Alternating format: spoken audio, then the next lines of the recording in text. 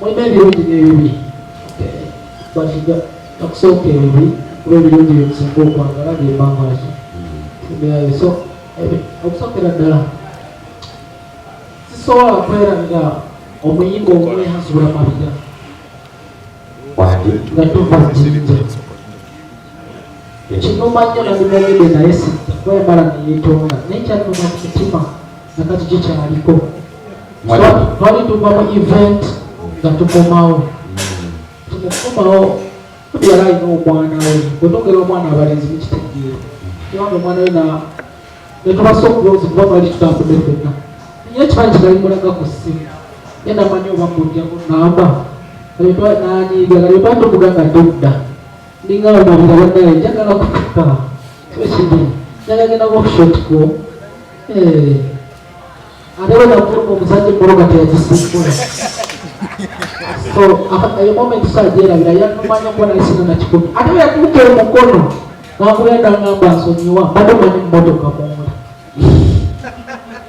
so naye nga ekikola kigenderedde so endala moment gyesasobola kwerabira ti olunaku ono yani ekisiwa omugenzi Evelyn Lagono promota Vegas olunaku lweyasuula erukaya natuligenze kukola kamiliyoni n'atukima saalinze nga balina mawulire banja kiwala tebategera nga munnamawulire disaidi ti paka lunakuira kamiliyoni n'atusindika emmotoka netukolaki netukima kuba yali ategese kamiliyoni n'atusuula tukwesimu n'azidda okunoonya omukulu Kamili n'atusindikira emmoloka ye netukima nga tetulina naki nakikumi esembayo eyatafudde eyo njamwogera yantwala eggulu okumala wiiki genosaye n'abawa sente nisitafuna kyakumanyo kuba nkiriza omukuka omanya nga akaseera kakagenda erikuwa ki kusente ng'enjogera ya leero omukulu esente yazifunayo n'ekabanda nebakusaawo kabanda kyemanyi mulumanyi kyanuma nnyo nakyo kabanda n'omusuubuzi onotumbuto kyanuma nnyo nnyonnyo so the moment bwezirowoozaako I just feel like crying kanjogereko ku nsonga zonna omwami kambabuulire mwe abali wano bensinga obukulu ensi mulimu okusoomozebwa kungi ate olugendo lw'obuwanguzi tekabeera kaserengeto kyenjagala omanyi ebyo byonna buli bwosiŋŋaananga obusozi mu lugendo lw'obeeramu bali obuwanguzi bubeera mu maaso go tovolaba abaana b'abagagga bangi bakomekereza baabwe kubanga abatalina gyajjukira gyayise kati nze Silivia oli kwebyo nze nayingira e Kampala nasookera mu Bwabusigala omukazi n'akozesa omwaka mulamba ng'omwana we yagongoba lumusujja bagwa mugenda ku bongo n'agongobala avama mu ngoye akola mu ngoye buli kimu ate nga ali mukulu myaka nga 10 n'okusooka nga 12 awo nezijanjamu omwana naye nakolera omukazi omwaka mulamba n'angoba nga tampadde yadde 10 ate nga neeka gye navaayo nziruseyo buddusi yakomawo neyekyangaawo n'asibirako engoye n'atwala ku takisi n'agamba owa takisi onaaviiramu eggomba ku kyalo bwekiti bwoma akafaananyi ngomaze omwaka wava mu kyalo ewamu n'ojja e Kampala okukola n'oddayo nga tututayadde ya sukaati naye essaawa zino siri bulungi nnyo naye nalina kyansinga talina kakati buliwo bange olina weeyagala okutuuka ebyo bisuubire ate abantu ababayisiza obubi mubeebaze omuntu buli bwotandika ekitoli nagamba tojja kumalako osya tojja kumalako oyo abakuwadde buwanguzi abakuwadde amaanyi agagamba kannemereko kino ojja kisobola era omaliriza oli muwanguzi kati loni egwo gwali mukusambula mungu olaba wafuba singa bakuyamba nnyo wandiregeza n'otayongeramu maanyi kubaako kugenda kati beebaze era bati olwabadde tusimbya autopants ensonga nga bazongedde banaye mwena bankola bubi abo bemenye mwebale nnyo mwebalire ddala basonyiye yadde nakaaba nkola bubi naye mwena kyemwanyongerako kuba kyampa amaanyi n'okuyiga so ebirungi moment olunaku lwe kampani gyenkolerako lweyapo omulimu was my best moment. Njagala nnyo moment yenasinkana omukulu Tony Tebakyayiga, moment yenasinkana omukulu Omutaasa, moment yenasinkana Sylvia Autoparts. Those are the moments zinasanga big brands nga Eddie, Afefe, Bobby Wine. Moments ezo sisoaziterabira at least zinawo zikoze ki. So any last remarks? As only journalists and only artists, how are you going to manage these things? Kubakati, the cells prefer to put on the camera. Bafanyo bagenda kula bankati kalakati. Na yekati, wono bawana ngona wala wogenzo kola kakoko kubakote camera brand ya fono buluja. Okay, gata konecha and I love the question. Thank you so much. So, I think with the brand is chikuru nyo. So kutacha singo kwangala brand. Kwa wemba wasinga life with the brand. So, chine chikuru chikendo kumpe chokola. Obori tayari eno, otwale eno. Eliada nga vili mubili. Nata chikuru cha vili muru. Yes. Nga vili mubili. Hizo kukulina nasichari unambauli. Itakuwa ilala. Yes, sir. Abiri mubega. Abiri mubili. Batufude mchivulu. Osokumbulira ng'ensonga zakyuse. So kino kikulu kyekitugenda okuwadde ekyo kwa decision shift. Okay. And leave camera. Thank you so much. And Atale? Amanya and Atale muva ku Bukedde TV. Mukulu Mutaasa omubiri yeewo mungi nnyo wa Genius oyo. Ne tugambe nti omubiri ogulirawo bayimbi bano n'obokkangaloni oba n'omulala wabazze nga Sidic Vocals osobola omuyambako. Ekigendo waloni watugamba nti omukulu liri pazo yesiba kwairini nti ate nga liri pazo alina olukindo. Tusobole nti ku kivulu kyagenda kujja Irene Ntale otwanjulire enkolagana yo naye eri etya.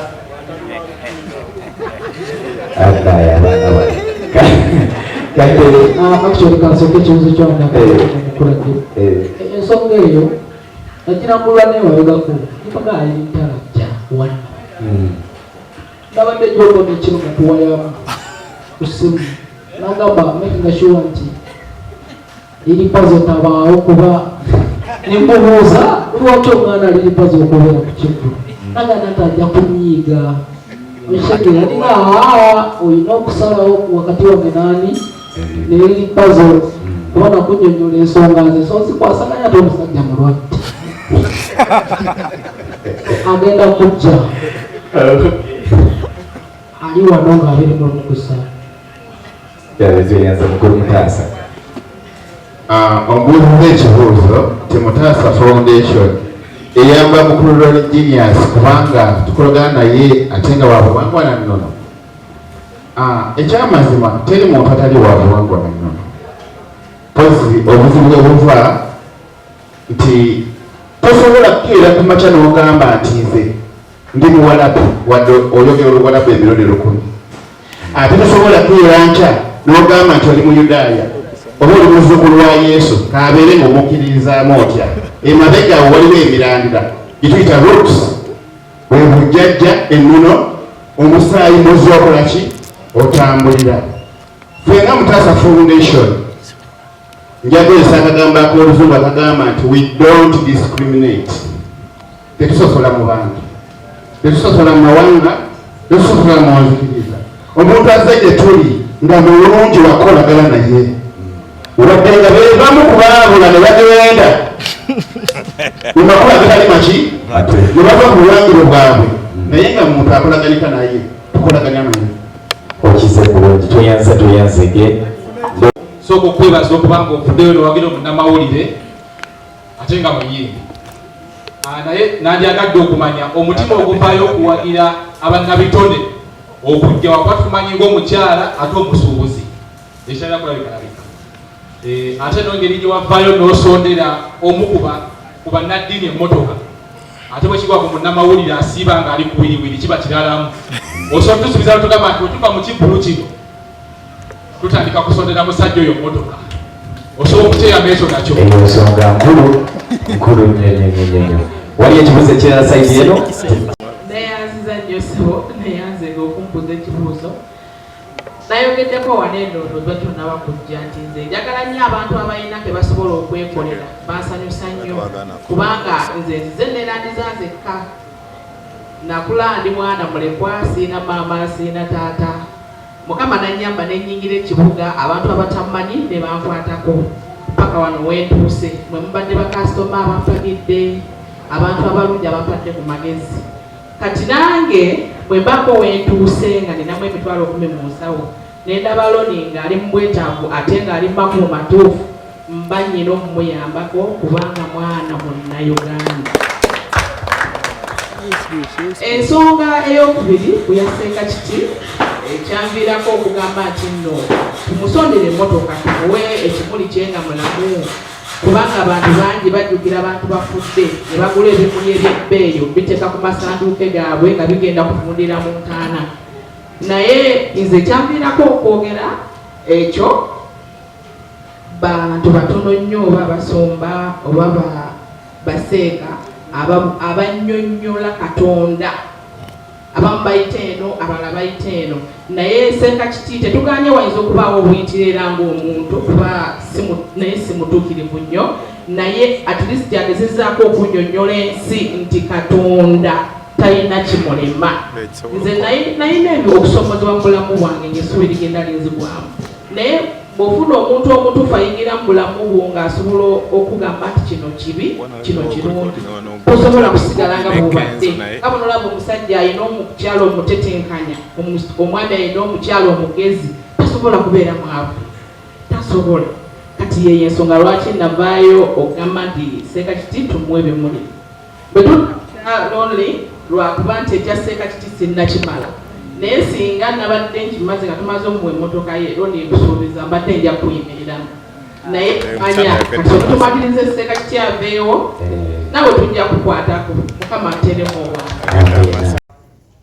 Ntwala omukisa guno okwebaza mukulu Ronnie okubeera omuntu w'abantu jawulo ffe nga Mutasa Foundation twakolagana ne Ronnie mu mirimu gye era nga gitukolera bulungi wewaava omukwano okulaba nga tumuwagidde nnyo mu kuteekateeka ekivulo kino omukwano we gwatandikira era kati tulinga baluganda ntambudde n'omu ku bayimbi abagenda oyimba ku lunaku olwo gwe bayita Kiira n'abasumba eyayimbira enseenene omusajja omukazi enseenene omusajja enseenene bw'otukwata obulyekola ki edduka yono wano mpise ne technical person ow'ekikugu owa Mutasa Foundation y'omwami oyo Kiganda Bazira n'empita n'omu ku ba director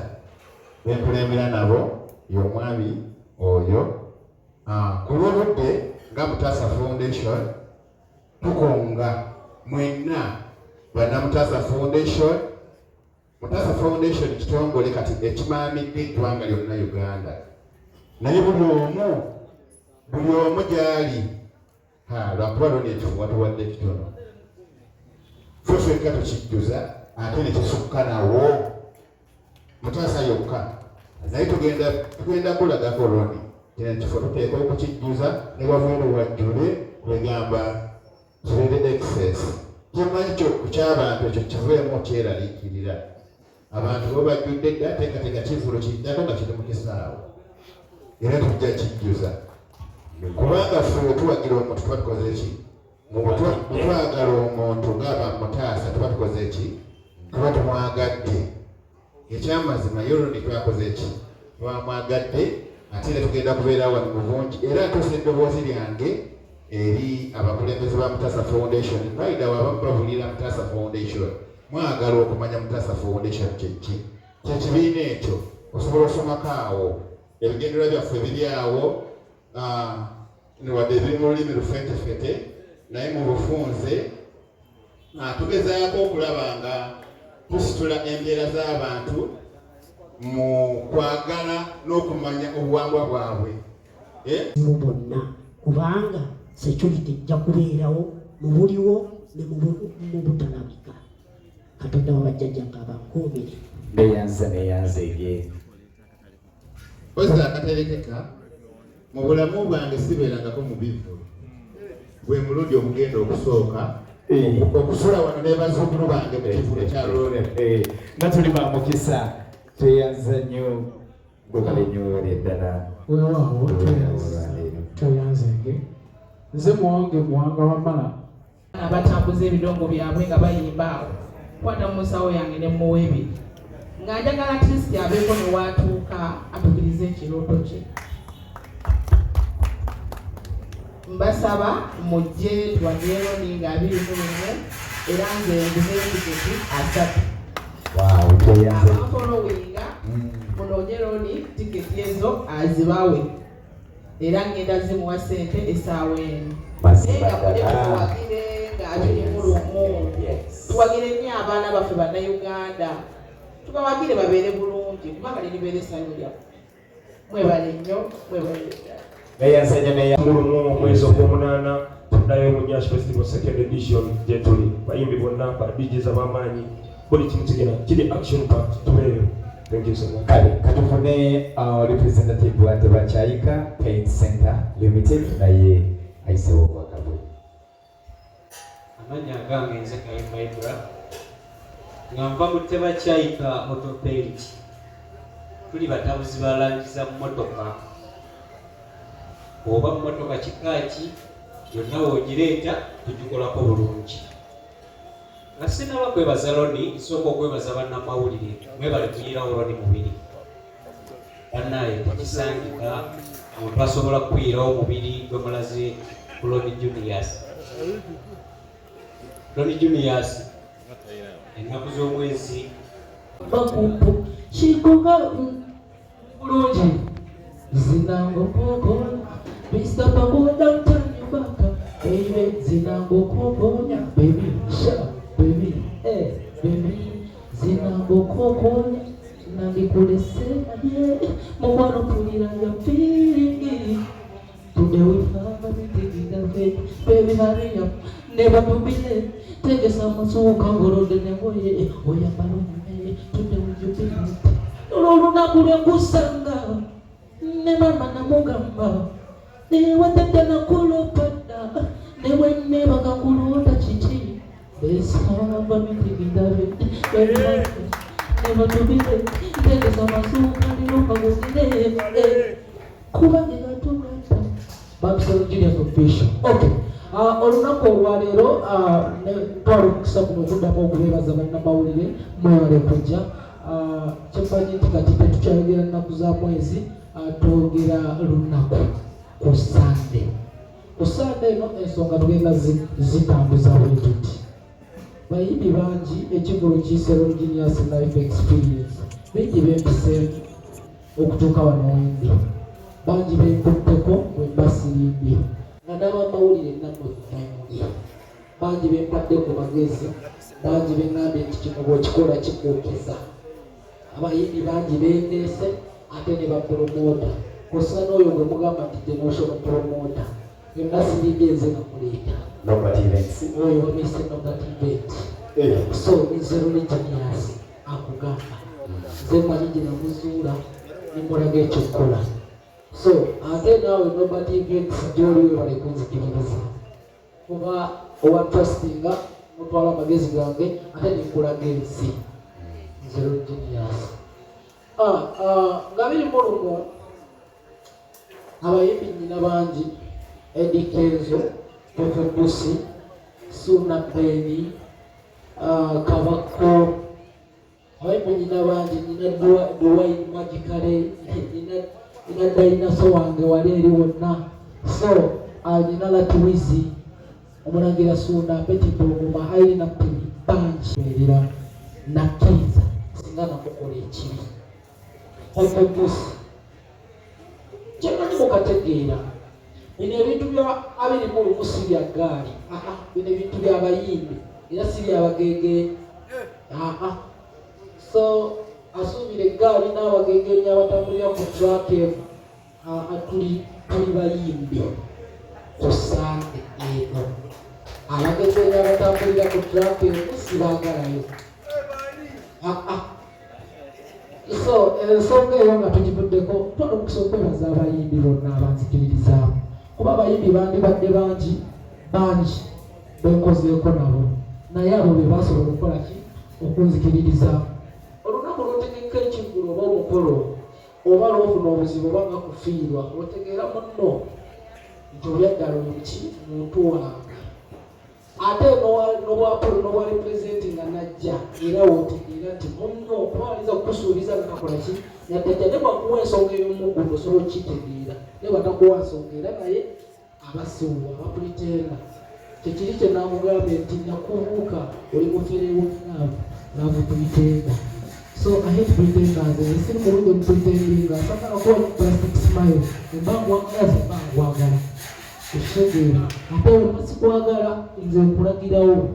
So abayimbi beebaza nnyo abasobodde okumbeererawo okunzikiririzaamu nemutampanvuya kanza okusaidiya abasponsa obwo bulamu bw'endongo naye kakyemanyi kati I think bingi mbirabyo experience era bwolaba mpaddeyo experience ebyamazima eba experience kuba bwomenyamenya ku bayimbi bendeese ne bapromota ne bannamawulire enamba ewera mpozi nga waliyo ekibuuzo okay katandikire waneeno kati nesembeero kiri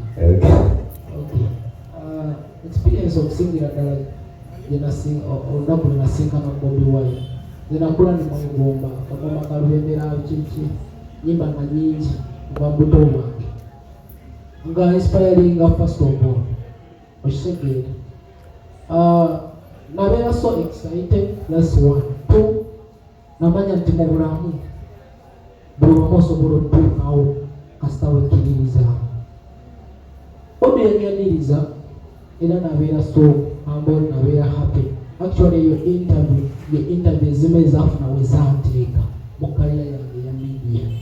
So balukusakuvaida okusinzira kansinzira wano mu kamera zonna Bobi mwebaza nnyo kubanza nasinkana Bobi sasinkana Kyagulanyi by then nasinkana Bobi akakanga mu kalulu kano akasembeeyo myaka ng'ebiri emabega nasanyuka nnyo era nanze mwebaza nebaza Bobi omuyimbi era ne mu mboozi yaffe twali nalina muki na muyimbi yebale kunnyaniriza yebale butandaga mutima mubi byogera nze nyala sibimanyi musajja mulungi ayaniriza abantu ate ayagaliza kuba ne advice ezimu ze yaŋŋamba amawulire oli mulungi kuba babe nali nitalo n'engeri ya genius terikola ki teririiko nagamba from today nze kuwanirya genius eyo puto era mubire yakitebina genius wekwetalo genius ani official. So mwebaza nnyo ate erinnya genius yalizuulamu nanengera omupenti nagwogukuba akawumpo mwekali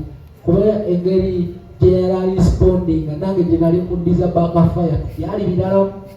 So the experience gye nafuna ate kuva then esaddirira era akaliro kasigala kakola kikitegeeza bigaaya amasanyuzi ge yayogera waleerekamu kyajjiri yali gajjuddeeyo magere gajjudde ziri phase nane ekirala obadde ekyakenzo okay thank you so much. Kenzo is a welcoming guy by the way.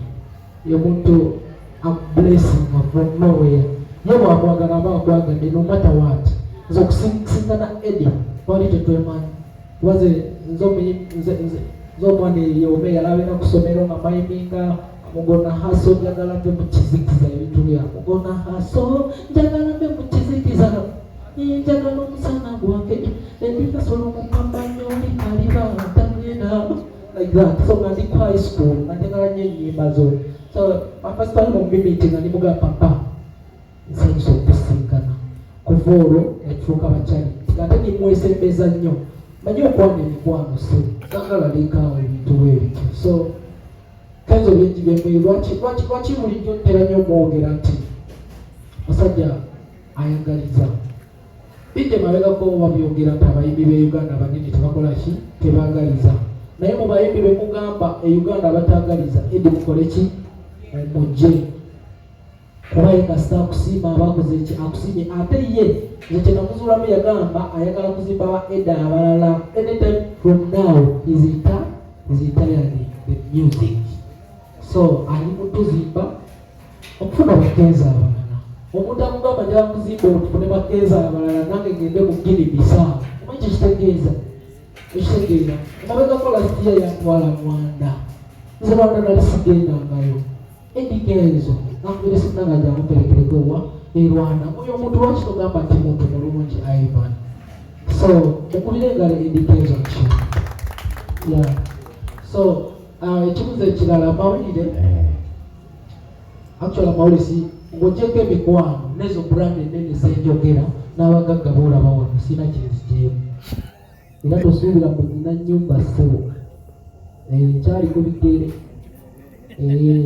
era abagagga ezo nyinga abagala tugwa mu mmotoka nga biri mulu okitegeera so kikubira engalo ekyo zimba nnyumba naye gwe naye nze ekiroto kyange kyaggwe Eddi okujja n'obeera ku kigulu kyange kuba nkimanyi wajja ebirala ebyo ebiroto by'ennyumba biba byangu okategedde so ekibuzo kyange ekya meeting in the bed it was a good moment.